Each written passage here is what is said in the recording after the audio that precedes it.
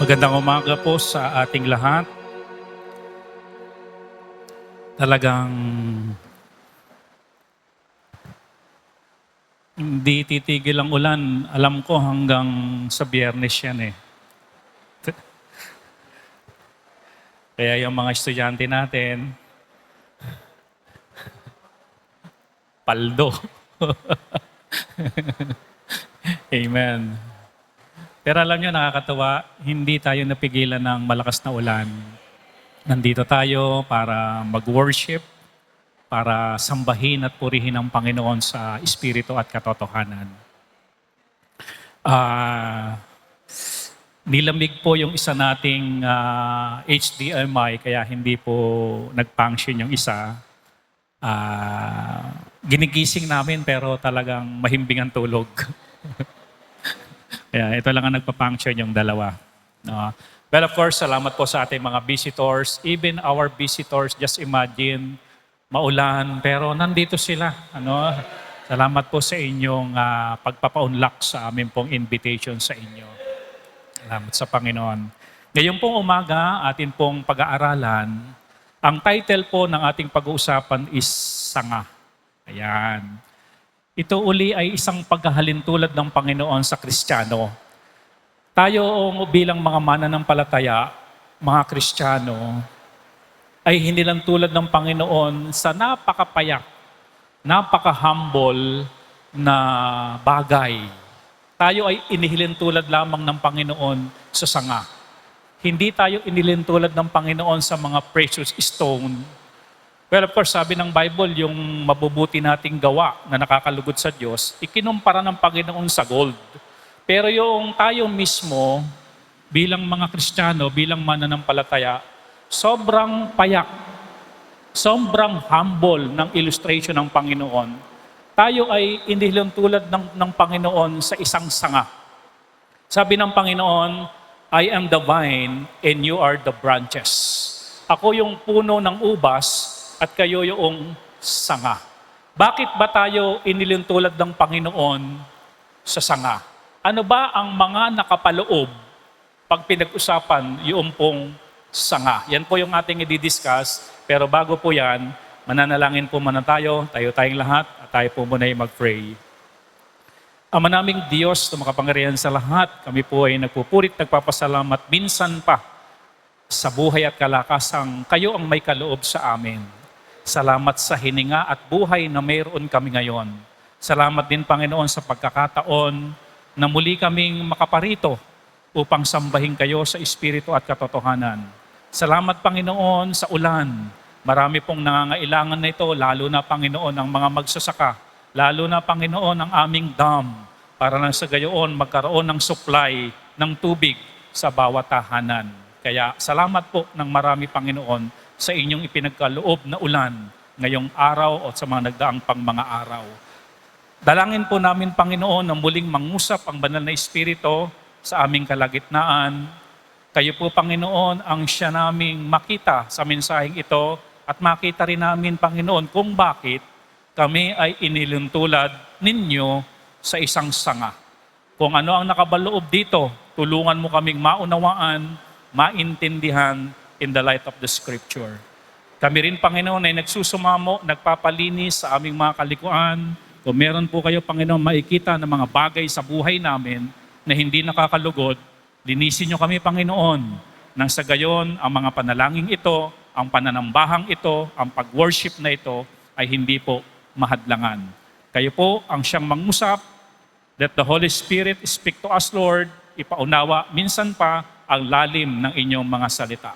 Salamat ng marami, Ama. Ito'y panalangin namin sa inyo sa pangalan ng aming Panginoong Hesus. Amen. Okay, pumuna tayong lahat. Nais ko muna, mga kapatid, i-discuss sa inyo para hindi po magkaroon tayo ng kalituhan. Sabi po sa John 15:1, andyan po sa screen, 15:1, I am the true vine.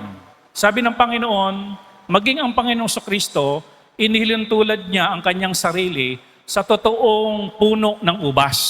Ibig sabihin, sa illustration, si Jesus Christ, yung totoo na puno ng ubas. And then sabi diyan, and my Father is the husbandman. Ibig sabihin naman yan, yung kanyang ama o yung Diyos Ama or God the Father ay inilintulad naman ng Panginoon doon sa tagapangasiwa ng ubasan. Kaya dalawa na, si Jesus Christ bilang totoong puno ng ubas, pangalawa, yung Ama bilang tagapangalaga ng ubasan. Verse number 5, John 15, verse number 5, sabi dito, I am the vine, and ye are the branches. Maliwanag, Tayo naman ngayon, idinidiscuss dito, tayo yung sanga ng totoong puno ng ubas. Ibig sabihin, maliwanag na illustration, nung nakaraan kasi asin tayo illustration sa atin yun, pagkukumpara, maliwanag sa talata, eto na naman ang Panginoon, ikinukumpara na naman tayo sa sa sanga. Sabihin mo muna sa iyong katabi kung yan ay ligtas, kung yan ay Kristiyano, kung tumanggap sa Panginoong Kristo, pag namatay pupunta ng langit, sabihin mo sa katabi mo, sanga ka. Iba'y narinig ko Parang baby yung iba Ulitin natin. Sanga ka. Huwag palitan yung S ng T Okay. Alam niyo kung bakit tinagalog ko yung title natin? Kasi buwan ng wika ngayon Kaya nagbarong din ako ng panglinggo ng wika. Okay. Okay na? Okay. Ngayon, ano ba meron sa sanga? Bakit doon tayo ikinumpara? Okay. Number 1, simple lang to at kitang-kita naman natin. Number 1, a branch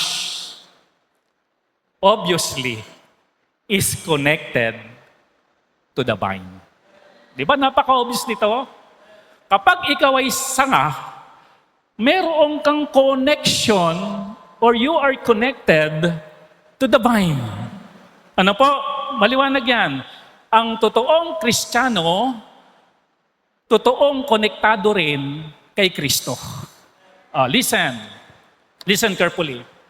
Hindi masama, Brother Lance, na connected ka kay Kapitan. Walang masama doon. Brother Christian, walang masama na ikaw ay connected kay Mayor. Walang masama doon.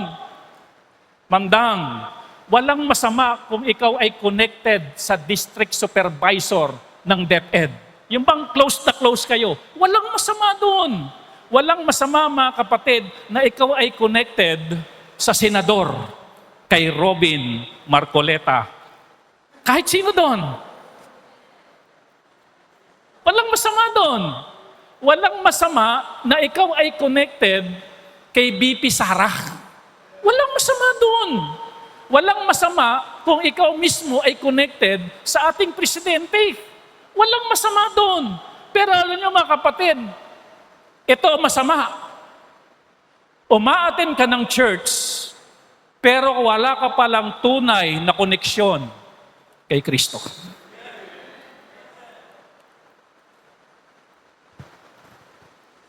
Pag ba ikaw tinanong, pag namatay ka, saan pupunta ang iyong kaluluwa? Alam mo ba kung saan?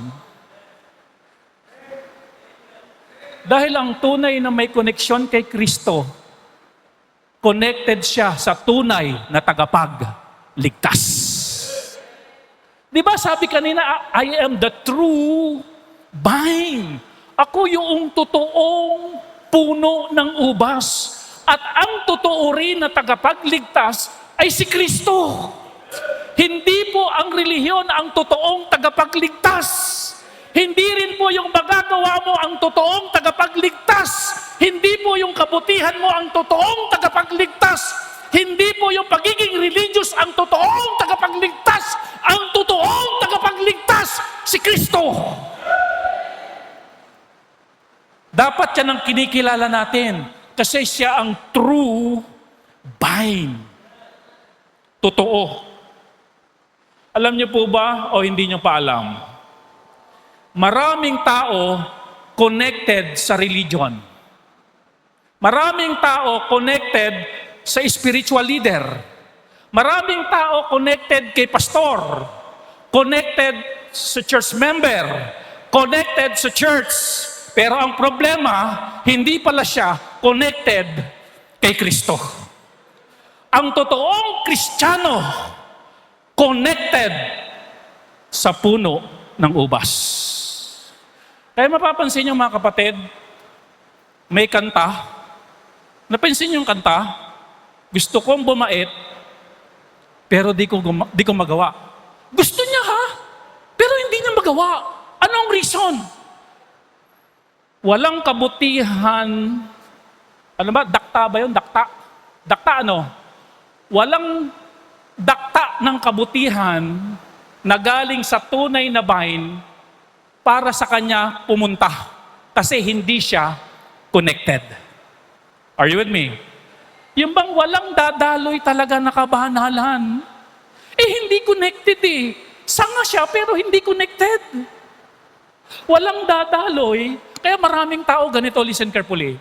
Maraming taong nabubuhay ngayon, hirap magpatawad. Kasi hindi siya connected sa source na nagbibigay ng forgiveness. Wala siyang dakta ng forgiveness. Sabihin niyo nga po, dakta.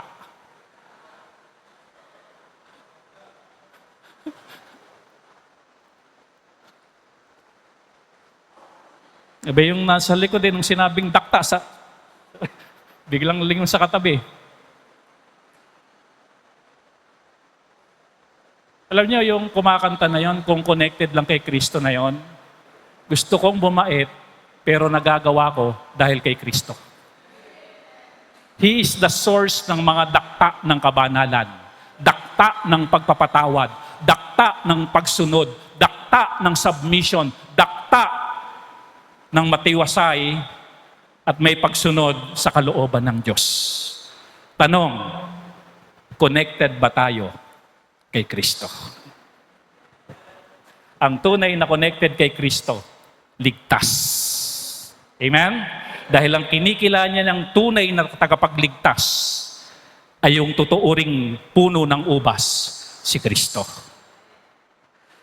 Religious is good, pero hindi kanyang kayang iligtas. Amen? Ang nakapagliligtas, ang tunay na tagapagligtas, si Kristo. Sabi ng Panginoon, I am the vine and you are the branches. Number 1, a branch is connected to the vine. Sabi ng John 15 verse 5, yun daw branches, he that abideth in me, kapag daw naka-abide yung sanga, and I in him. Connected ba? Oo. Naka-abide siya sa akin, ako din. Naka-abide sa kanya. Nakasugpong, nakakonekta. Ang tunay na sanga, Kristiyano, ay connected kay Kristo. No? Okay. Yun po yung una. Bibilisan na po natin. Ano po? Number 2. A branch, yun daw sanga, continues to abide. Sabi ng verse number 4, abide in me. Ang salita pong abide, na nilagyan natin ng color yellow, abide, na ang ibig sabihin po nito, abide means to remain, to continue, to stay. Ayan. Ang tunay daw na sanga, ang tunay daw na Kristiyano, nananatili, nagpapatuloy, at nag-i-stay kay Kristo. Hindi humihiwalay, hindi pansamantala lang, hindi pang-6 na buwan lang, hindi pang 1 linggo lang. Ang tunay na sanga na connected kay Kristo, mananatili kay Kristo. Amen?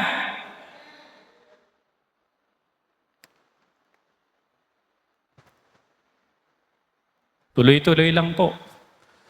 Kaya umulat, bumagyo. Di ba? Connected pa rin kay Kristo. Walang problema doon.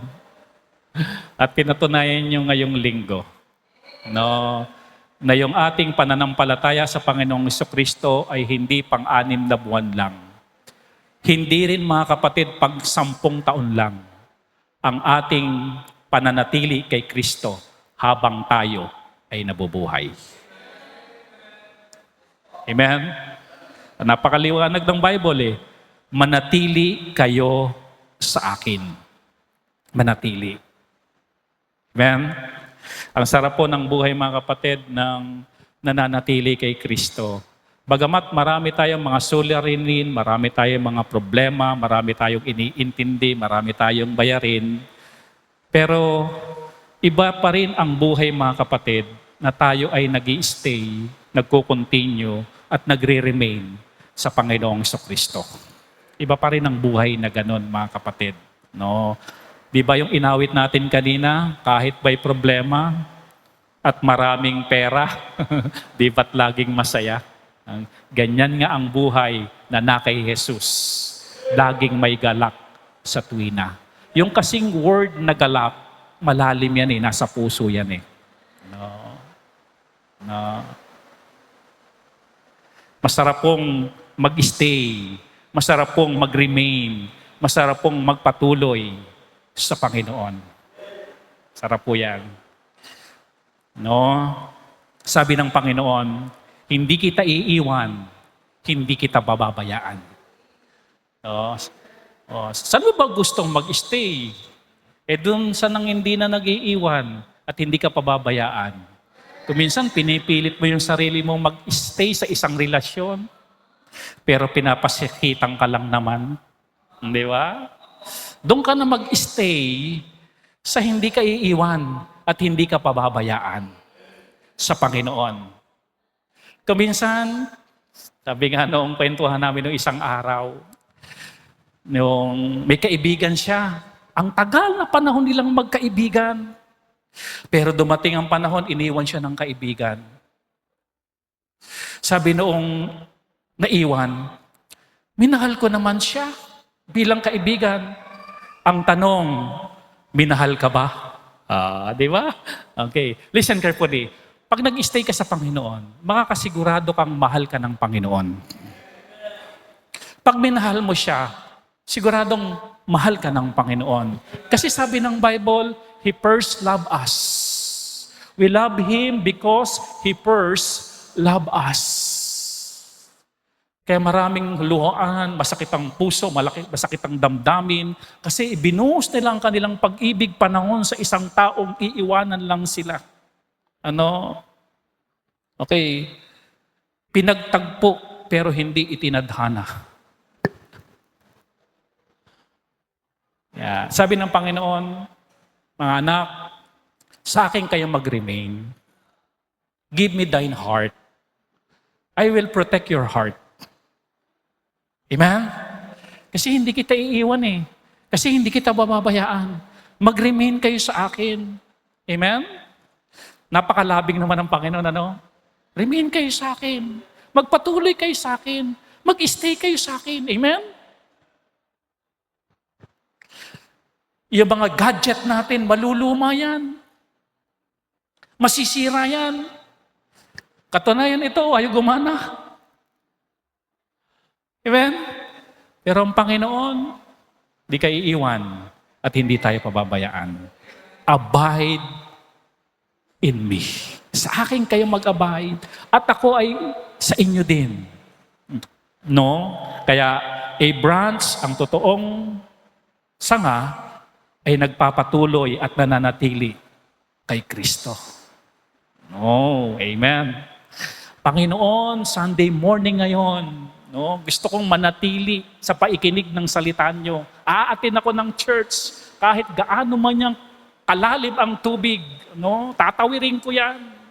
Dahil gusto kong manatili na makinig ng inyong salita. Kasi gusto kong manatili sa presensya nyo. Gusto kong manatili sa pagsamba sa inyo. Gusto kong manatili sa pag-awit sa inyo. Gusto kong awitan kayo, Panginoon. Gusto kong manatili kayo'y aking inaawitan. Gusto kong manatili na ako'y tumugtog dyan. Gusto kong manatili na mag-aser dyan. Kasi kayo mismo ang nagsabi sa akin, anak, manatili ka sa akin.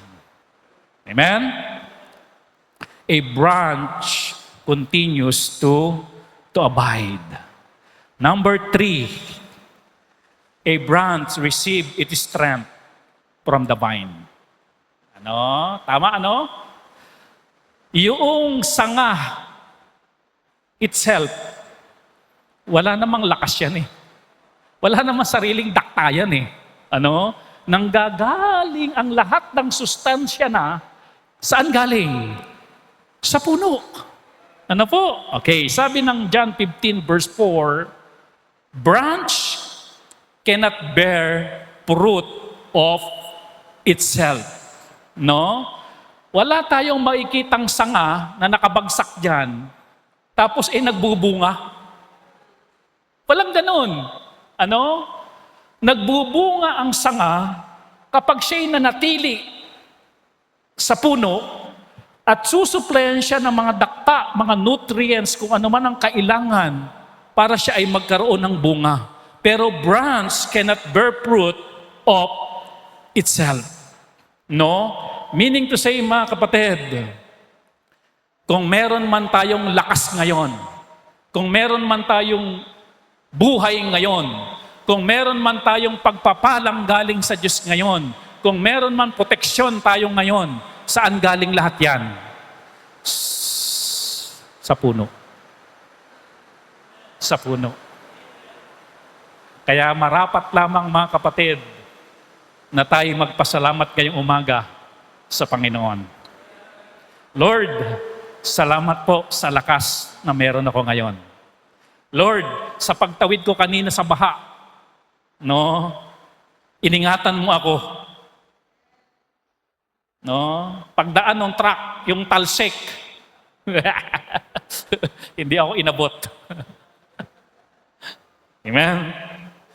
Salamat po. Hindi tayo kayang magbunga sa sarili natin, mga kapatid. Magbubunga lang tayo kapag tayo nanatili sa tunay na puno. Sabi ng quotation, the Christian strength is not self-generated, but Christ supplied. Supply lang yan. Every day. Give us this day our daily bread. Supply lang ng Panginoon yan. Itong ulan, supply lang ng Panginoon yan. Strength na meron tayo, supply lang ng Panginoon yan. Damit na meron tayo ngayon, supply lang ng Panginoon yan. Amen? Kaya, we're so thankful sa Panginoon every day ng ating buhay. Yung bang nakakasurvive tayo, ang daming mga bayarin, pero salamat sa mga blessing ng Panginoon, salamat sa trabaho, salamat sa negosyo. Amen? Lahat yan ay galing sa ating tagapagligtas. No? Okay. The branch receive its strength from the vine. Kaya pinapakita lang ng Panginoon kung ano yung lagay natin sa buhay na ito. No? Na tayo sangalamang na umaasa sa dakta na ibibigay ng puno. Salamat, Panginoon, sa mga dakta na mayroon ako ngayon. Sabihin nyo nga po yun, salamat, Panginoon, sa mga dakta na mayroon ako ngayon. Na mga dakta ng buhay, ng biyaya, galing yon sa puno. Okay. Number 4, a branch exists to bear fruit. The very purpose ng sanga, magbunga. Hindi pwedeng yung sanga, lusog-lusog na, at malusog lang. Hindi pwede po, mga kapatid. Ang purpose ng sanga, para magbunga. Okay, John 15 verse number 2. And every branch that beareth fruit. Ibig sabihin, ang bawat sanga, ang purpose niya, magbunga.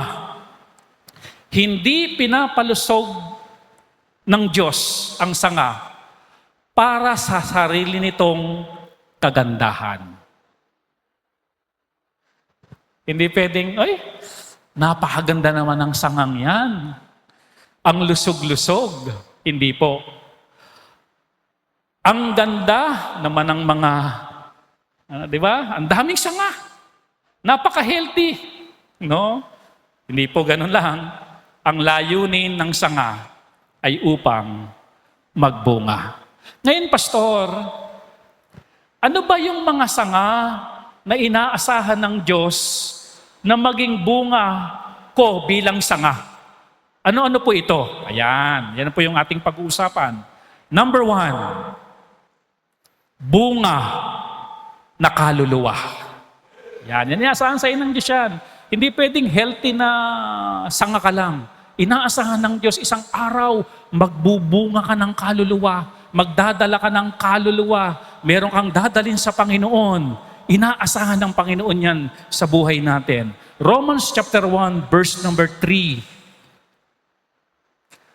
Sabi dito, now I will not have you ignorant, brethren, that oftentimes I purpose to come unto you. Sabi ni Paul, diyan sa Roma, gusto kong pumunta talaga dyan eh. But was left thereunto. Kaya lang, hindi mangyari na ako'y makarating dyan. Ang dahilan, kaya gustong makarating ni Pablo sa Roma, that I might have some fruit. Gusto kong ma-reach out pa yung mga tao dyan. Magkaroon pa ako ng bunga among you also, even as among other Gentiles. Gusto ko pang makapag-win ng mga hintil dyan. Gusto ko pang makapagdala ng mga kaluluwa dyan, ng mga hintil. Meaning to say, mga kapatid, ang tawag ni Pablo sa kaluluwa na madadala niya sa Panginoon, bunga. Amen? Amen? Ako po ay nasave sa radio. May nag-preach doon ng Ebanghelyo ng Panginoong Kristo. Tinanggap ko ang Panginoong Kristo bilang Panginoon tagapagligtas ng aking buhay. Na-save po ako. Pero ang nag-akay po sa akin para makinig ng radyo, yung kuya ko. Kaya ang kuya ko at yung radio station program ang may bunga sa akin. Amen?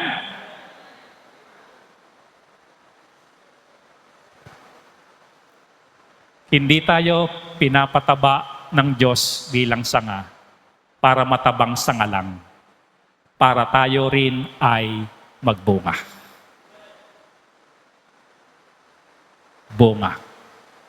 No? Let's win soul for Christ. Yung mga nanay natin no isang araw pumunta sa Walter Mart, hindi lang para kumain, kundi mag-win ng kaluluwa. Alam niyo mga nanay natin minsan, nagpunta ng SM, nagbigay siya ng mga trucks doon, nilapitan sila ng guard. Bawal palang magbigay sa SM ng trucks. Pero yung flyers about sa kotse, sa pwede yun. Alam niyo ba yung flyers natin, kapag tinanggap ang Panginoon sa Kristo, hindi lang kotse ang ibibigay ng Diyos, kung hindi buhay na walang hanggan. Mas mahalaga yung flyers natin, gospel tracts, kesa yung flyers na pinamimigay sa mall. Amen? Amen? Kaya kung may bit-bit ka ng tracts, huwag kang mahiya. Mas mahalaga yan dahil nakasalalay dyan ang kaluluwa nila. Win soul for Christ. Sabi ni Paul, na magkaroon ako ng bunga na kaluluwa na madadala sa Panginoon. Ang tawag ng Bible, bunga. Kumusta ang ating soul-winning card commitment? Amen? Gumagalaw na ba tayo? Kumikilos na ba tayo? Nagpe-pray na ba tayo? Inuunti-unti na ba natin yung mga mahal natin sa buhay na makakilala sa Panginoong Kristo? Ano na ang move na ginagawa natin sa mga oras na ito? Ipinagpe-pray ba natin sila? Meron na ba tayong mga move na ginagawa para sila ay maidala natin sa Panginoon at maging ating bunga? Amen? Yung bang, halimbawa, Junel, sanga, bunga, amen? Christian, mga ganon. Amen? Amen? Pagbunga po tayo, mga kapatid. Dahil yan po ang isa sa inaasahan sa atin ng Panginoon. Number 2, magbunga ng patuloy na pagsamba. Pangalawang bunga na pwede natin maging bunga.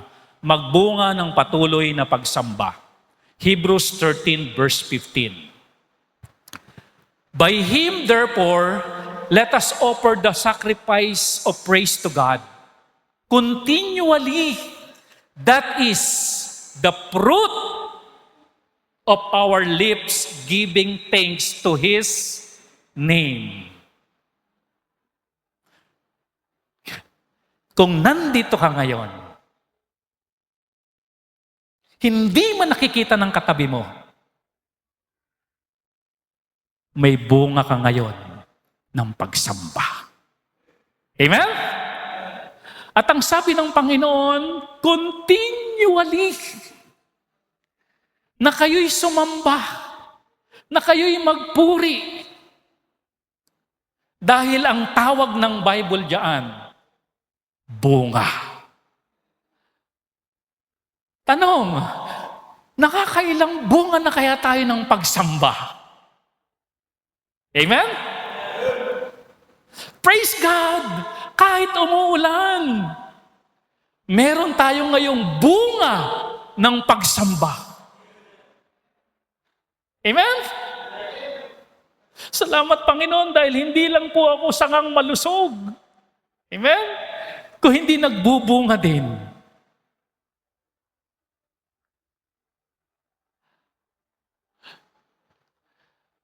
Pagka po yung mga fruit-bearing na puno,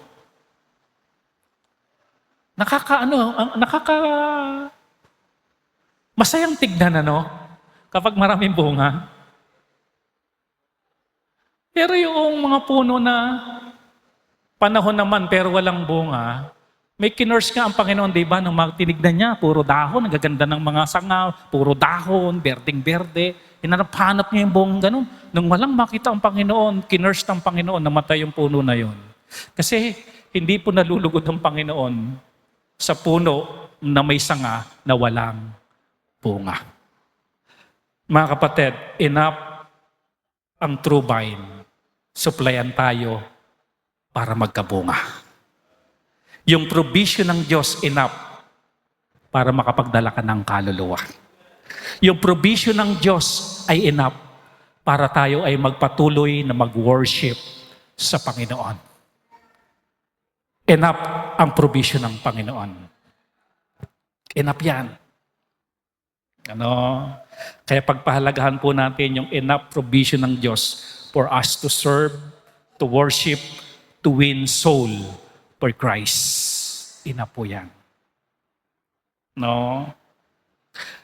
Kayo po ang prueba na enough ang supply ng Diyos. Kaya nandito kayo ngayon.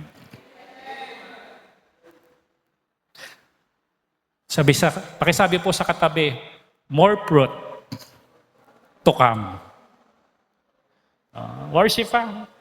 Pag mainit ang panahon, basta worship ka lang. Bunga ang tawag ng Diyos dyan eh. Umuulan, sige lang, worship ka. Bunga ang tawag ng Panginoon dyan. At kagaganyan mo, every Sunday nasa church ka, nag-worship ka sa Panginoon, yung mga kapitbahay mo, nakikita ka, laging sarado pag linggo. Huwag kayong pupunta dyan, nagsisimba yan pag linggo. Nakikita ang patotoo nyo, yung binagong buhay, isang araw sasabihin ng mga kapitbahay natin, saan ka ba nagsisimba? Kasi kitang-kita ko yung buhay na binago sa buhay mo. Amen? Ako ay uhaw din sa ganyaang klase ng buhay. Sa totoo lang, ako'y inggit na inggit sa'yo. Ano ang dahilan? At isa sa nakikita kong dahilan, kahit umuulan, nagkakapote ka, pupunta ka sa church. Amen? Sama ako sa iyo. O, dinadala mo pa siya bilang bunga. Ano po? Kaya, let us offer the sacrifice of praise to God continually. That is the fruit of our lips, giving thanks to His name. Bunga ng ating mga labi ng pagpapasalamat sa Kanya. Pangatlo, na bunga na hinahanap ng Panginoon. Magbunga ng Christ-like character. Galatians 5:22-23. But the fruit of the Spirit is love. Bunga ng Espiritu na pwedeng maging bunga sa buhay natin. Una, pag-ibig. Be a loving Christian. Amen? Pangalawa, joy. Ang joy nasa loob. Pangatlo, peace. Pangapat, long-suffering, gentleness, goodness, faith, meekness, temperance. Against such, there is no law. Amen? Kristiyanong loving, Kristiyanong may galak, Kristiyanong mapayapa sa kabila ng bagyo. Long-suffering, hindi kagad nag-give up. Gentleness, goodness, and faith. Yan po yung bunga ng Banal na Espiritu na pwedeng mangyari sa atin at pwedeng maging bunga natin everyday. Kaya kapag ito ang nakita ng mga taong nakapaligid sa atin, napaka-possible mga kapatid na madala rin natin sila sa Panginoon. Yung fruit of the Spirit sa buhay po natin. Panglima, a branch prune to become more fruitful. Sabi ng John 15 verse 2, every branch that beareth fruit, lahat daw ng sanga na nagbubunga, He purgeth it. Bakit pinuprune? Tinatanggalan ng sanga. That it may bring forth more fruit.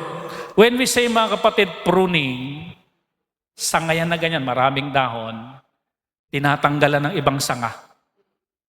Sabi nga ni Kuya Mare, gusto niyo bang magbunga agad yung okra nyo? Tanggalan nyo ng mga unnecessary na sanga. Alam nyo mga kapatid, ito pong ating Indian mango, pinuron po yan ni Ninong One. Walang babaan yan, lumilipat lang na gano'n.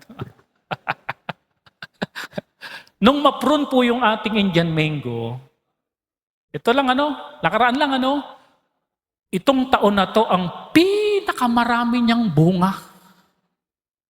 Alam niya ba, everyday kami ni Dennis, nahuhulog yung mangga sa loob ng isang araw, nakakaisang puno kami ng timba.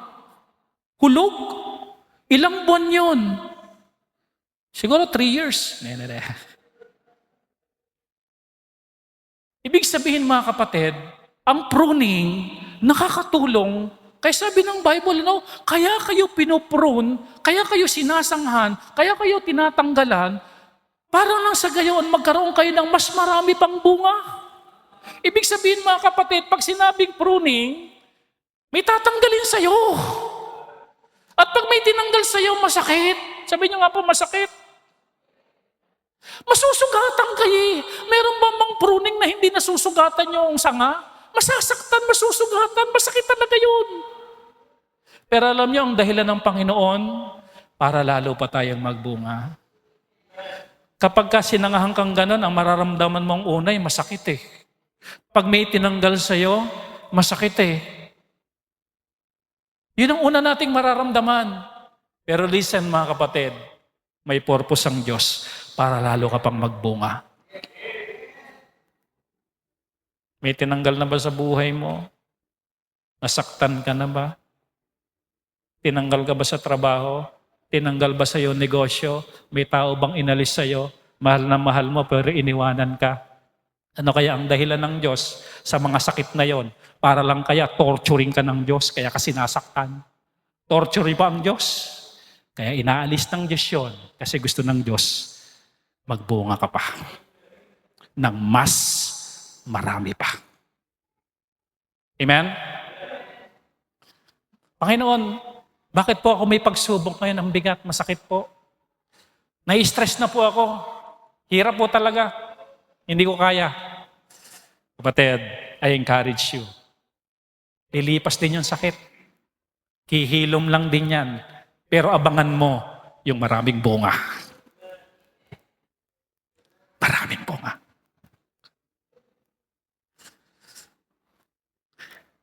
Sabi ng James 1 verse 2,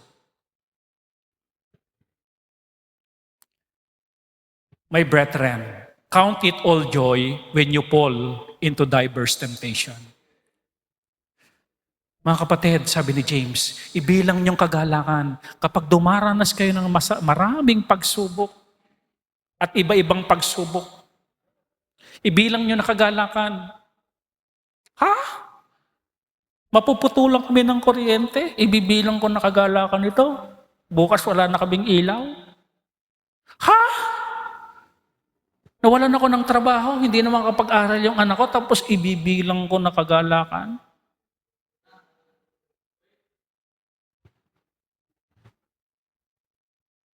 Iniiwan ako ng mahal ko. Tapos ibibilang ko ng kagalakan. Dapat di ba, umiiyak dapat ako ngayon. Ito ang reason ng Panginoon. Verse 3. Knowing this. Pag sinabi ng Panginoon, knowing this, alamin mo ito. That the trying of your faith worketh patience. Sabi ng James, ang pagsubok ng iyong pananampalataya ay nagdudulot o gumagawa ng ng pagtitiis. Ang pagsubok ay lumilikha ng pagiging matiisin. Sabihin nyo nga po, matiisin.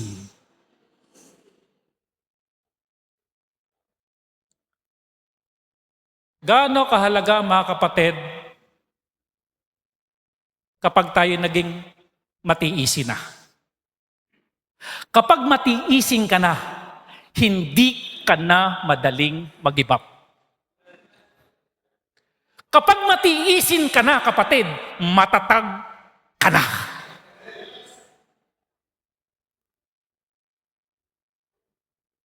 Di po ba? Naalala ko tuloy si Dennis kumuha ng lisensya sa LTO. Kapag pumila ka sa napakahabang pila, titiisin mo na yung gutom, hindi ka pwedeng umihi, hindi ka pwedeng umalis sa pila, kasi kapag umalis ka sa pila, babalik ka sa dulo.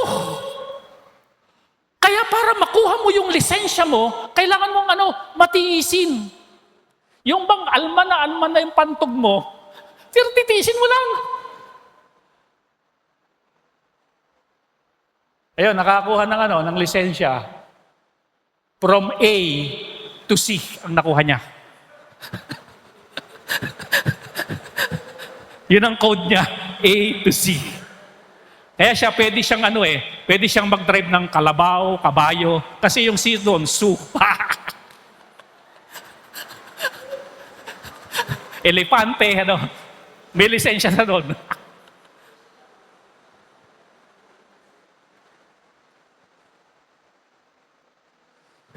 Listen, mga magulang, o mga anak muna. Bakit kayo nakapagtapos ng pag-aaral? Tiniis ng magulang nyo ang hirap ng pagtatrabaho. Marami tayong OFW, tinitiis nila na sila'y mahiwalay sa kanilang mga mahal sa buhay para tayo maitaguyod. Maganda po bang karakter yung matiisin? May napapala tayo, may nangyayari sa buhay natin. Nagiging matatag tayo kapag tayo ay naging matiisin. At para tayo ay maging matiisin, papadalan tayo ng Diyos ng mga pagsubok.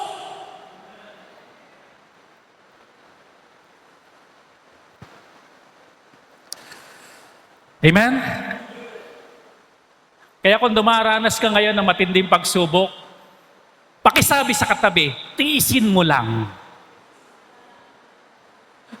Huwag kang mag-give up. Matatapos din yan. This time, tiisin lang. Yung bang sakit na sakit ka na pero tinitiis mo. Hindi ka mag-give up. Kaya sabi ng Bible, count it all joy. Ngayon ang mga magulang, tapos lang ang mga anak, nakakapahinga na sila. Sabi ng anak, Ma, saan mo ba gustong pumunta sa ibang bansa? Canada ba, Australia, o sa Iran? Balikan lang, makita lang natin yung gera doon. Babalik din tayo. May magandang dulot yung karakter na matiisin. Kaya diyan tayo pinupukpok ng Diyos. Hindi ka pa ba matiisin? Pupukpukin pa kita. Hindi pa ba matiisin? Pupukpukin pa kita. Hanggang maging outcome sa buhay mo ay maging matiisin ka. The purpose ng pagsubok, maging matiisin ka. Sabi ng Bible, knowing this, alamin mo ito, kaya kita sinusubok kasi gusto kitang maging matiisin. At pag sinabi ngang matiisin, matatag na yun. Di ba? Hindi basta umaayaw. Hindi basta-basta nag-give up. Matatag yun kapag matiisin. Ano po? Verse 4. But let patience have perfect work, that ye may be perfect and entire, wanting nothing. Aba, kapag matatag ka na, amen? Ibang usapan na yon. Sabi ganon, ang pagiging matiisin ay nakakatulong upang maging ganap or matured at walang pagkukulang. Di ba? Listen, tignan niyo yung mga immature, madaling mag-quit. Di ba? Pero yung matured na, hindi po. Ang result ng pagiging maitisan is maturity. Maturity.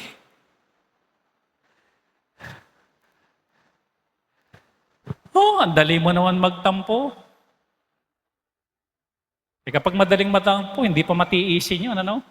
Hindi pa matured yun. Pero yung mga matured, hindi mo kayang pagtampuhin yan ng ganun-ganun na lang. Amen? Matiisin nga eh. Ang pagiging matiisin ay nakakatulong upang maging ganap o matured at walang pagkukulang. Ang matiisin na nanatili, yung hindi matiisin madaling mag-give up, konting hirap lang, umaayaw na agad. Kaya praise God, doon tayo tinuturuan ng Panginoon. Ang tawag doon kuminsan sa mga pagsubok na yon ay pruning. Pruning. Sabi ganoon, kapag naging matiisin na tayo, kanina, more fruit, ano? John 15 verse 5. He that abide in me, hindi kasi madali mga kapatid na mag-abide ng patuloy sa Panginoong Kristo eh. Bilang Kristiyano, bilang member ng church, meron din talaga tayong titiisin dito. Amen? Para tayo manatili dito sa church. Amen? Pero kapag tayo'y nanatili, kanina more fruit, ano? And in Him, the same bring it forth. More pa ba ang nakalagay? Much fruit. Amen? Mas marami pang bunga. Number 6, a branch cannot produce fruit by itself. Sabi ng Bible, for without me, verse 5, ye can do nothing. Talaga ang sanga, hindi niya kayang magbunga ng sarili niya. Kailangan niya talaga yung true vine. Sabi dito, for without me, sabi ng Panginoon, you can do nothing. Hindi sinabi ng Panginoon, for without me, 50% lang ang magiging gawa mo. Hindi sinabi ng Panginoon na for without me, 20% lang ang magagawa mo. Di ba nakalagay? For without me, siguro 80% lang ang magagawa mo. Hindi ganun na nakalagay eh. For without me, you can do nothing. Kung wala ako, wala ka talagang magagawa. Wala ka talagang magiging bunga. Napakahalaga mga kapatid na talagang naka-abide tayo sa Panginoon. Siya ang magiging source ng dakta, ng sustansya para tayo may magawa. No, kapag wala siya, wala tayong magagawa. 2 Corinthians 3 verse number 5. Not that we are sufficient of ourselves to think anything as of ourselves. Hindi raw tayo sufficiente sa ganang atin para mag-isip tayo ng patungkol sa atin, but our sufficiency is of God.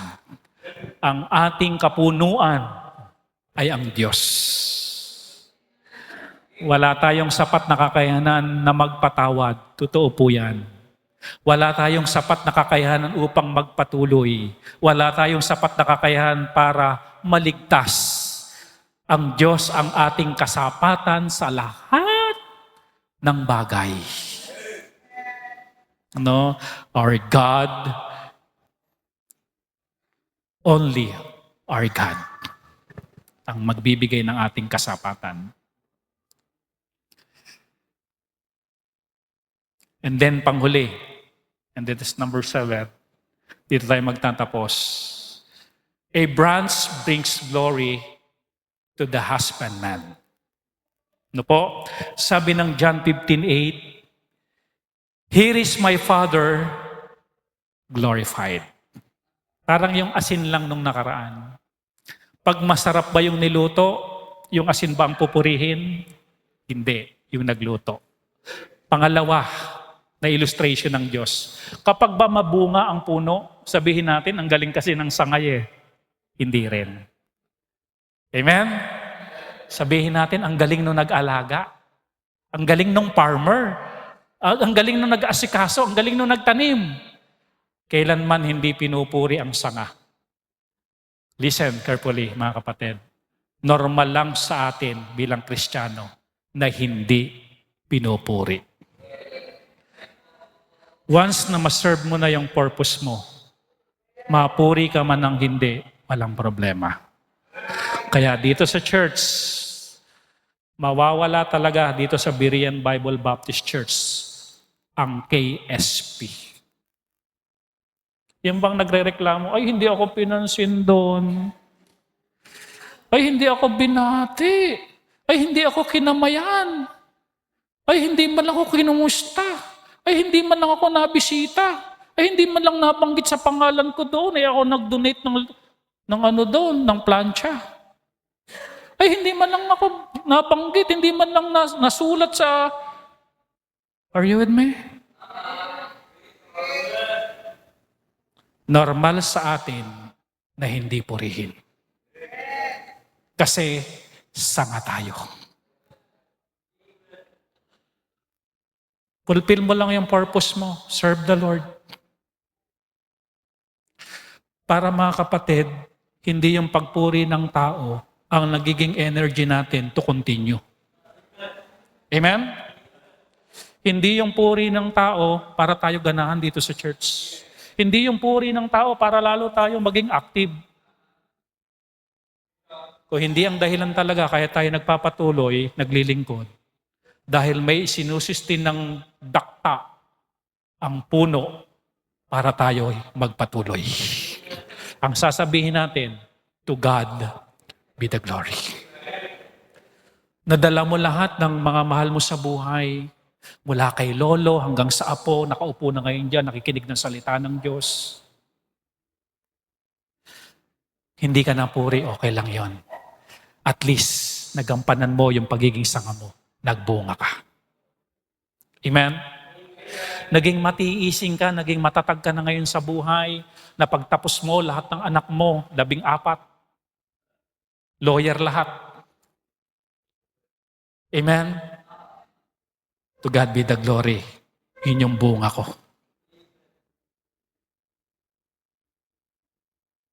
Normal sa sanga na hindi pinasasalamatan. Again, church, dito sa Berean Bible Baptist Church, mawawala sa atin dito yung opend-opend. Mawawala dito yung KSP. Ano nga ibig sabihin ng KSP? Walang saan.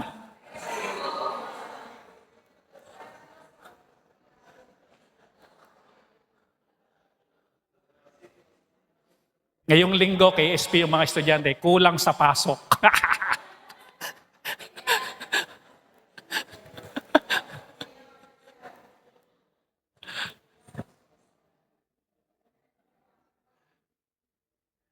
Masarap na bang magsimba pag gano'n ng church?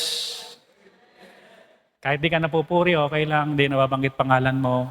Kasi alam mo yung tindig mo eh. Alam mo kung saan ka in-illustrate ng Panginoon. Alam mo kung saan ka inilungtulad ng Panginoon. Una, asin. Pangalawa, sanga. Parehas ba ng tayo? Hindi pinupuri. Ang napupuri nga yung bunga eh. Ang lalaki ng bunga. Hindi sinabi, ang galing naman talaga ng sanga, nagbunga ng malalaki. Walang ganun. Again, pakisabi sa katabi, sanga tayo. Ang kapurihan ng sanga doon sa nag-alaga. Sino nag-aalaga sa atin? God the Father. He is the husbandman. Di ba yung una kong kinuwento sa inyo? Siya yung nag-alaga. Kaya sasabihin natin, to God be the glory. Kapag pinuri ka, Brother Kyle, ang ganda naman ng suot mo ngayon. Talagang, yung guhit talagang nagbe-blend sa ano mo. Sabi ni Kyle, to God be the glory. Sir Jonel, napadalo mo yung mami ni Christian. Amen? Ano sabihin ni Jonel? To God be the glory.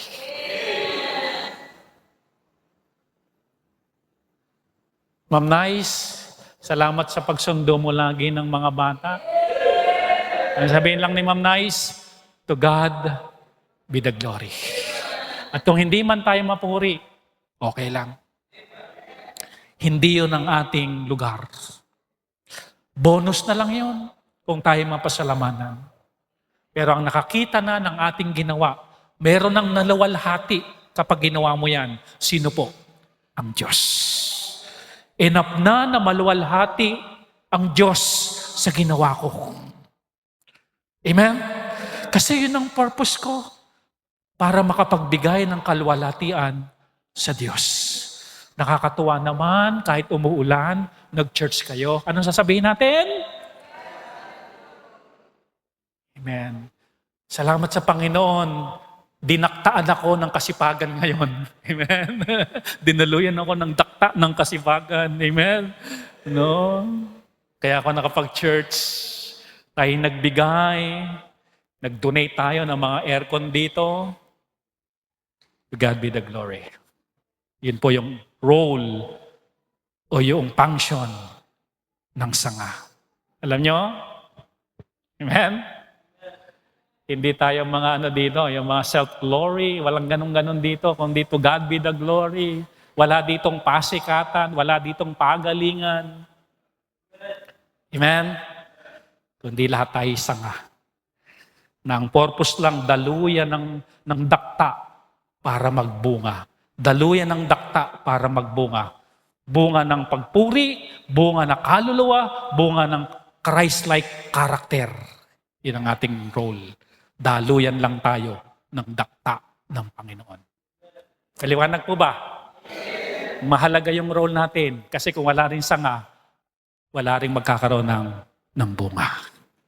Napakasimple, napakapayak, napaka-ordinary ng illustration. Again, hindi tayo inilantulad ng Panginoon sa ruby, sa mga precious stone, sa mga gems, o sa Dragon Ball, hindi rin. Amen? Kundi napakasimple, napakapayak, sanga. Tayong lahat, tayo manalangin. Ama naming Diyos na makapangyarihan, salamat. Salamat po sa paghahalin tulad mo sa amin. Kami ay mga simpleng sanga lamang na ginagamit mo ng daluyan ng iyong blessing para magkabunga. Hindi namin kayang mamunga sa ganang amin. We need you. Wala kaming strength by our own. We need your strength. Kaya ngayong umaga, lalapit kaming lahat dito sa unahan. Magpapasalamat. Come on, you forward church, bilang sanga, pasalamatan natin ang Panginoon sa mga supply niya sa atin, sa mga dakta ng pagpapala, dakta ng buhay, dakta ng lakas ng loob, dakta ng tapang, dakta upang tayo magpatuloy. Sabihin natin ngayon at ibulong natin sa Panginoon. Panginoon, patuloy mong padaluyin ang dakta ng buhay sa buhay ko. Panginoon, patuloy mong padaluyin ang dakta ng pagsunod sa buhay ko. Panginoon, patuloy mong padaluyin yung dakta ng katapatan sa buhay ko. Panginoon, patuloy mong padaluyin ang dakta ng pagtitiis sa buhay ko. Panginoon, patuloy mong padaluyin ang inyong kabanalan sa buhay ko. Masumpungan mo ako, Panginoon, na mabungang sanga at nakapagbibigay ng kalwalhatian sa inyong pangalan. Kayo po ang pinupuri namin, pinasasalamatan. In Jesus' name, Amen.